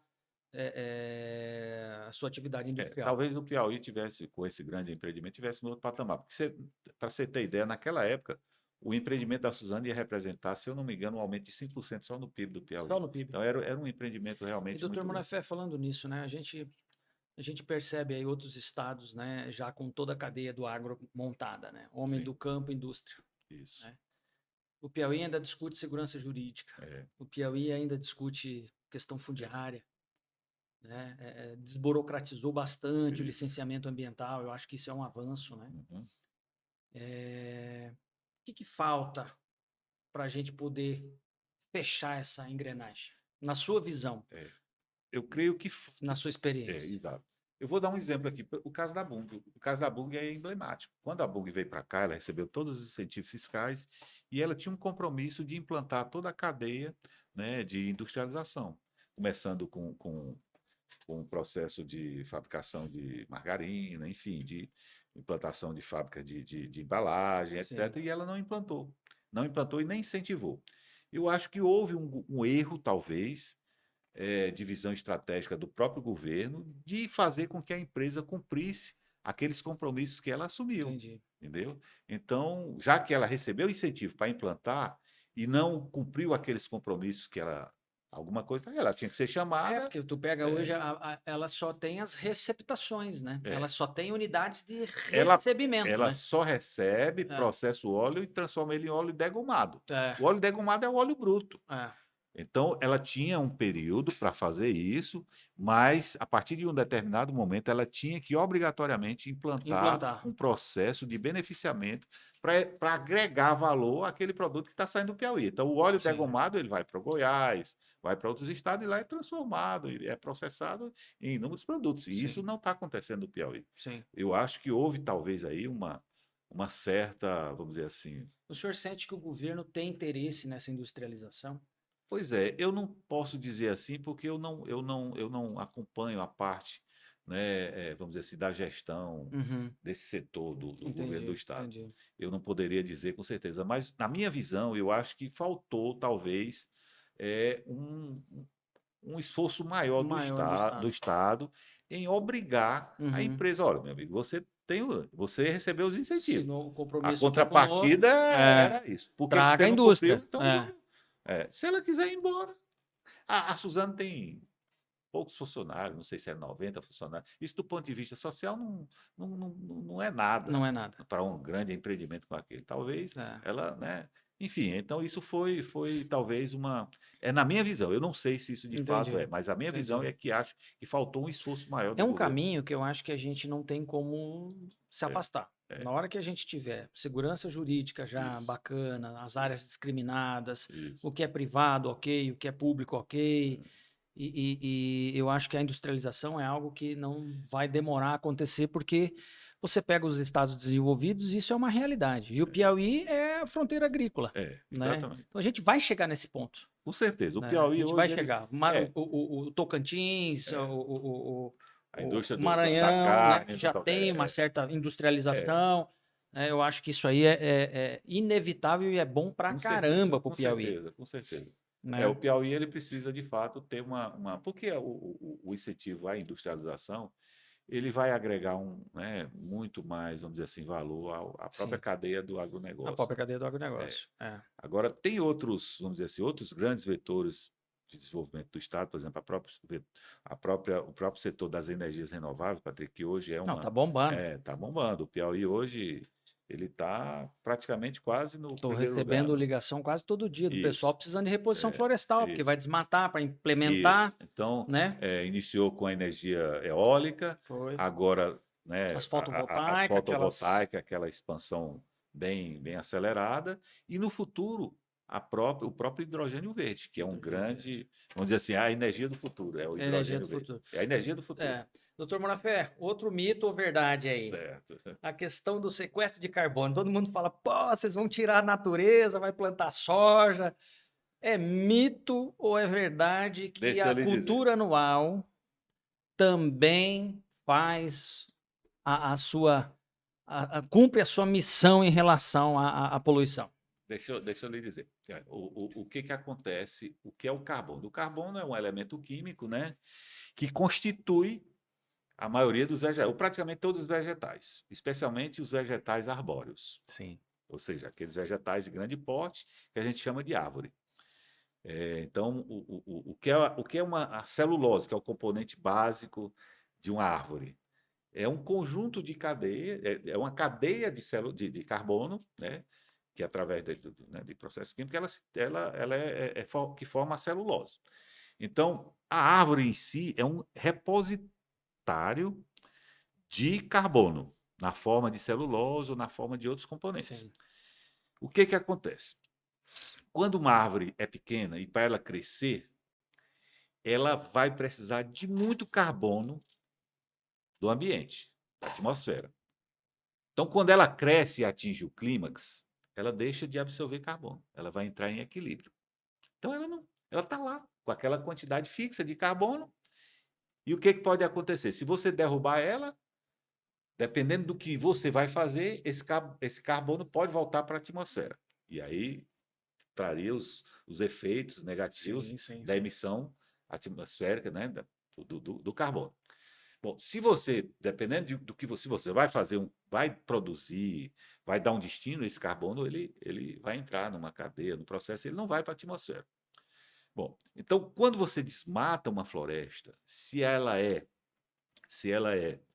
Nativa? nativa e está em clímax, dependendo de como você vai manejar esse desmatamento, isso não vai para a atmosfera.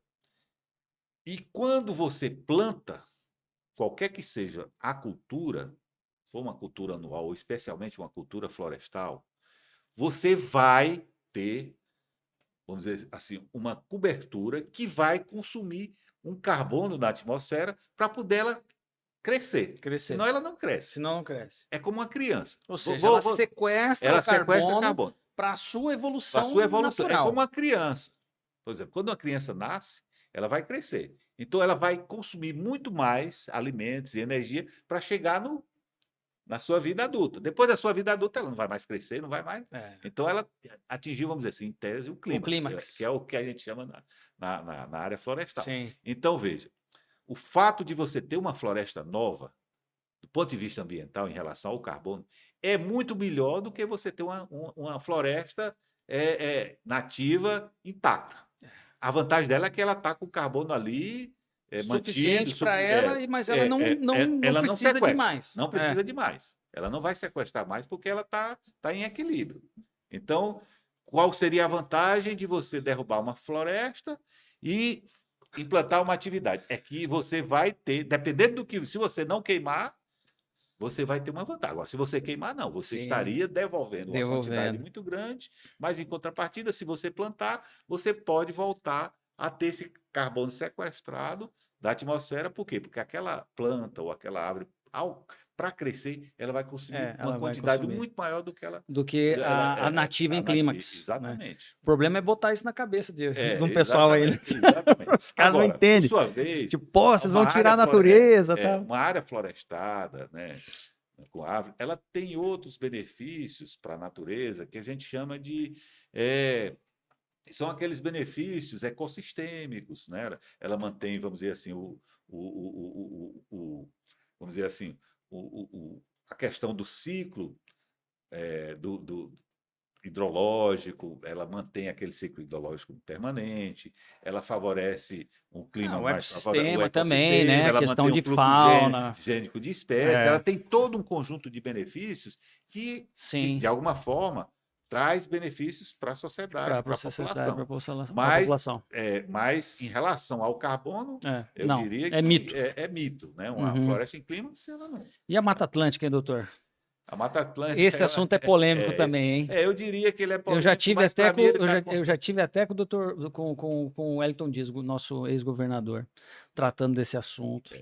Eu me lembro que foi até solicitado, né, que fosse feito um ofício para o IBGE, para ver a questão do mapeamento, porque existe uma dúvida, né, de interpretação, muitas vezes tem a lei que protege, que fala sobre o mapeamento, só que daí nós temos o IBGE, que é o instituto competente para tanto, que já refez, e tem um de 2019, né, que seria o atual, né, e aí fica essa novela, tem, não tem, aplica, não aplica, e no dia que eu tive lá no gabinete do ex-governador, eu obtive uma informação, né?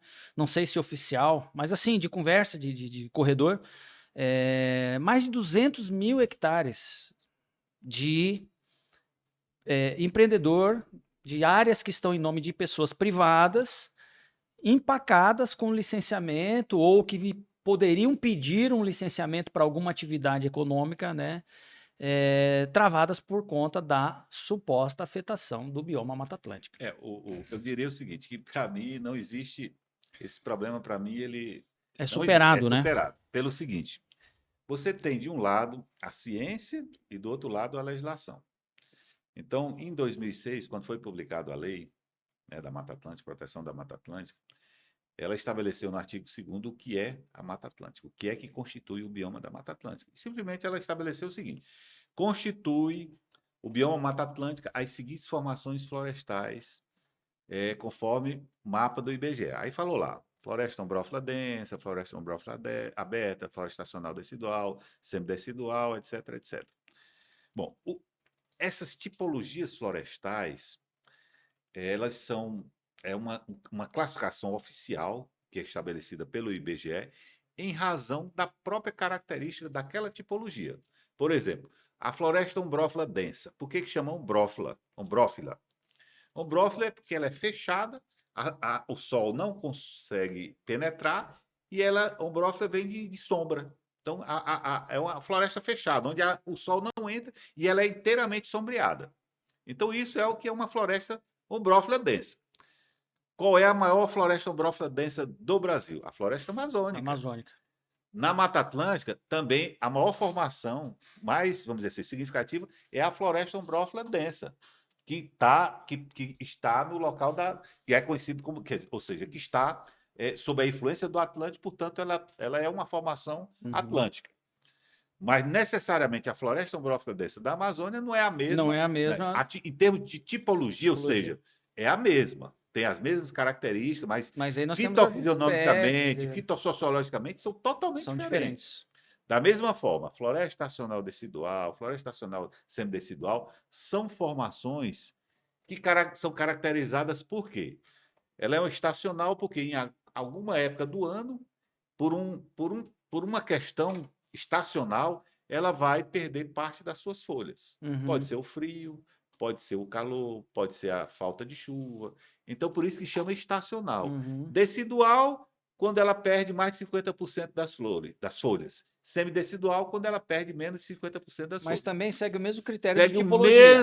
O mesmo raciocínio. A tipologia tem mais de um bioma. É o mesmo raciocínio. Exato. A floresta estacional que tem na floresta atlântica tipologicamente é diferente da floresta estacional que tem no Cerrado, que pode ter na Caatinga, que pode ter em outros biomas. Então, não existe, vamos dizer assim, do ponto de vista científico, nenhuma dúvida, nenhum questionamento. O que fizeram foi o seguinte: quando foi regulamentado a Lei da Mata Atlântica em 2008, que saiu o decreto... Foi o decreto 2008. 6.660, ele trouxe um mapa que ele chamou de Mapa de Aplicação da Lei da Mata Atlântica. E esse mapa, curiosamente, colocou áreas do Piauí onde existem florestas estacionais que representam apenas 2% do seu território, mas o mapa, de forma equivocada, erroneamente colocou 11% do território, de uma forma totalmente... Isso foi aprovado em Brasília, né? O decreto foi publicado, mas o mapa não é, vamos dizer assim, não é do Congresso. Né? O mapa não é certo na norma. A norma só fala do mapa. Só fala do mapa. O mapa foi feito no Ministério do Meio Ambiente, junto com o IBGE, porque são os dois órgãos que tratam disso. Mas o mapa, ele tem um grande erro. Primeiro, o grande erro é o erro de escala, que é 1 para 5 milhões. O segundo erro é um erro de deslocamento, porque o Piauí, efetivamente mapeado, não tem 11% de floresta estacionária, tem apenas 2 a 3% do que seria exatamente floresta estacionária. Esse já é o primeiro grande erro. Isso aí foi pedido, na época, para o Ministério do Meio Ambiente fazer essa correção. Ele disse que não podia fazer porque precisava do IBGE, e o IBGE tinha cobrado somas muito vultosas para fazer, não tinha caixa para fazer. Então, esse é um grande erro. Então o mapeamento está errado. O segundo grande problema é que, de fato, as florestas estacionárias do Piauí não são associadas à floresta atlântica, ou à Mata Atlântica. Isso foi dito recentemente, não por mim, nem pelo professor Alberto Jorge, que já vem dizendo isso há muito tempo, mas foi dito pelo próprio IBGE, quando publicou a atualização dos biomas do Brasil. Que é o mais recente. O mais recente, saiu em novembro de 2019. 2019. Ele publicou de forma muito bem, né, feita, didática, um novo mapa de biomas e uma publicação. E nessa publicação, ele caracteriza todas as florestas estacionais do Piauí como pertencente ou ao Cerrado ou à Caatinga. Cerrado e Caatinga. Então, ou seja, volta lá atrás na sua explicação, né? Tipologicamente, eu tenho o mesmo a classificação idêntica que pode ter na floresta só que daí as espécies é que são fitossociologicamente são totalmente diferentes. Fitossociologicamente são diferentes. Você não tem nenhuma similaridade, grau de similaridade entre o que é floresta estacional da Mata Atlântica e o que é floresta estacional do Cerrado, da Caatinga. Não tem similaridade nenhuma do ponto de vista florístico. Isso está comprovado por estudos científicos feitos por pesquisadores da universidade, aqui eu reputo como os principais, o professor Alberto Jorge, que inclusive tem vários artigos publicados. O grande problema aí, né, o professor Alberto Jorge, ele chegou a coletar só em uma área mais de 5 mil indivíduos para classificar e não encontrou nenhuma espécie de Mata Atlântica. Então isso é uma coisa que tem que ser. Não é porque eu sou a favor de, vamos dizer assim, de ocupação dessas áreas. Eu sou a favor, inclusive, de proteger. Vamos proteger, mas não como Mata Atlântica. Não como Mata Atlântica. Vamos proteger como floresta estacional do Cerrado, da Caatinga. Se quiser proteger com esse... Mas que proteja corretamente, né? Que proteja corretamente. Não com argumento falso dizendo que é Mata Atlântica. Não, e tem um detalhe aí também, né, doutor?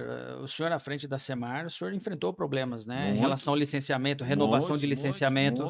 Muitos. Eu me lembro até que muitas vezes o senhor se arvorava em inventários para poder dar uma renovação. Depois de um certo tempo, né, o senhor, pelo seu juízo de convicção, falou, não, não vou nem se a pessoa trouxer um inventário para mim aqui, vou licenciar, vou renovar. E tem muito licenciamento parado na Semar por conta disso. Muito. Na verdade, durante muito tempo eu me amparava em estudos técnicos, Sim, científicos, claro. para poder Até para autorizar. poder dar a sua decisão, Mas chegou um né? momento em que o Ministério Público simplesmente ameaçou e eu não ia ficar à mercê do Ministério Público me processar. E eu disse, não, processar eu não vou. Aí, de fato, a gente passou a não mais, vamos dizer assim, a autorizar aquelas áreas. Mas teve um aspecto que foi, inclusive, isso foi compreendido pelo próprio Ministério Público, foi em relação ao mapa. Olha, nós vamos usar o mapa do IBGE na escala de 1 para 250 mil, que diz o que é, de fato, floresta estacional decidual no Piauí. E aí, com base nisso, a gente realmente fez uma correção e todas aquelas áreas que estavam no mapa de 2008, como Mata Atlântica, como floresta estacional, protegido pela Mata Atlântica, não passaram a não ser consideradas. Por quê? Porque ela realmente era um erro de mapa, um erro de mapeamento. Hoje, doutor Morafé, a Semar utiliza, para fins de licenciamento, o critério mapa, vamos dizer assim, da lei, do decreto, né, de 2008, ou a Semar utiliza o de 2019? Veja bem, até o dia 30 de dezembro de 2000 e...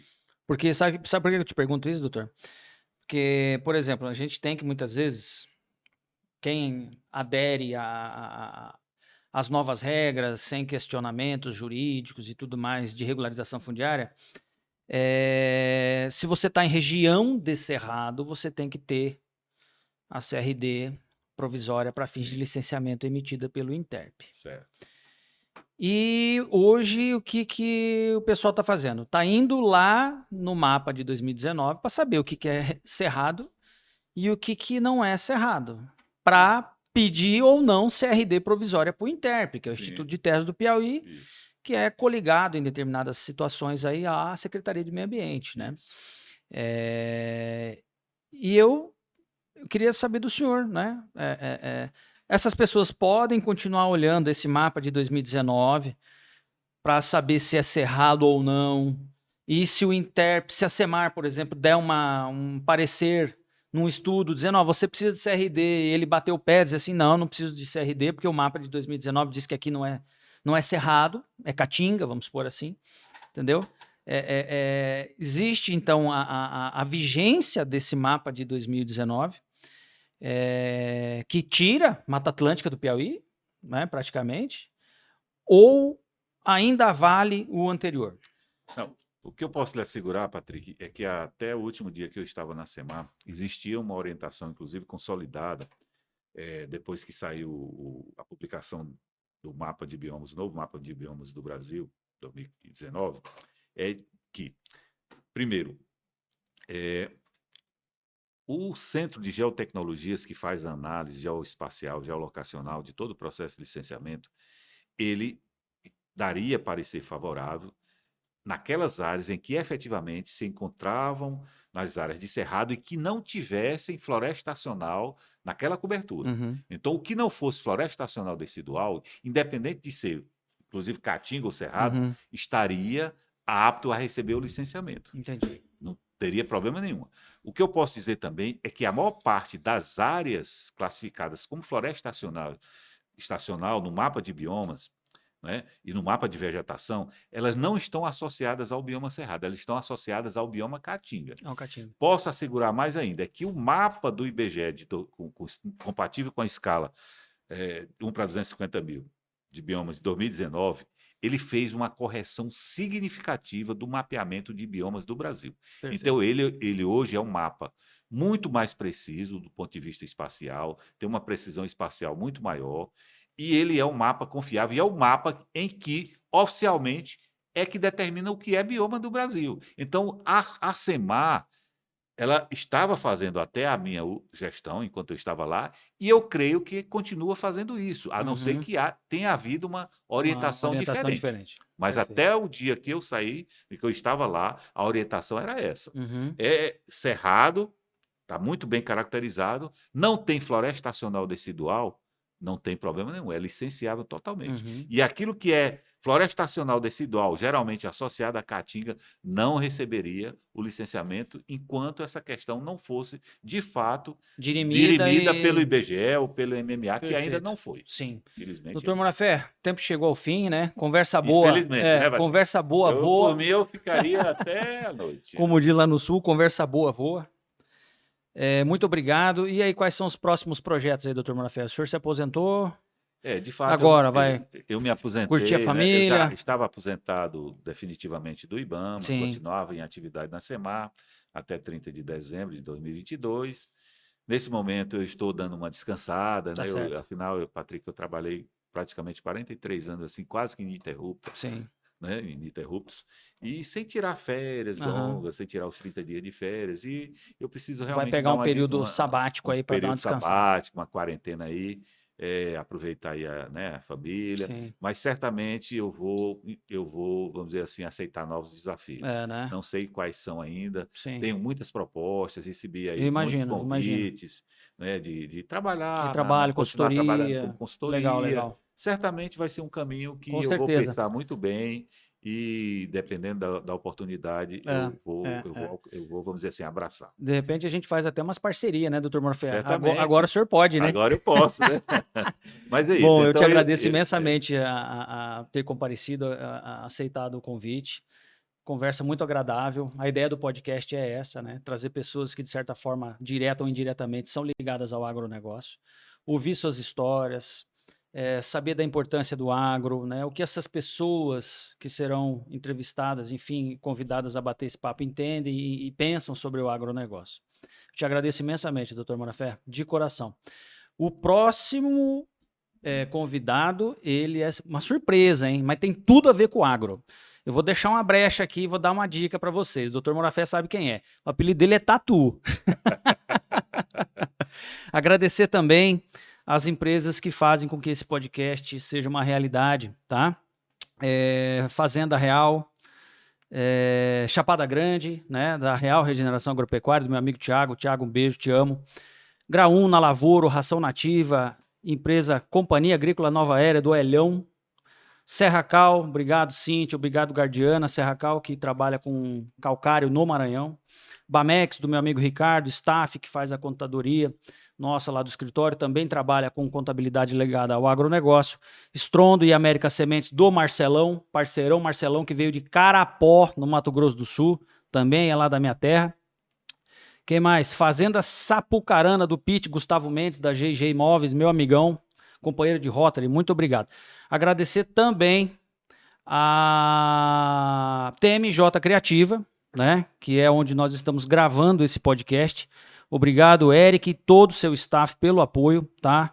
Vocês estão transformando esse podcast numa realidade. E você que quiser patrocinar, ajudar o podcast a se manter vivo, né? Traga sua marca, traga o seu produto, traga seu serviço, venha falar de agronegócio conosco. O telefone provavelmente vai aparecer no rodapé. Muito obrigado a todos. O próximo episódio é com um cara que tem tudo a ver com agro. O apelido é o Tatu. Aí fica com vocês aí. Saber quem é. Um abraço.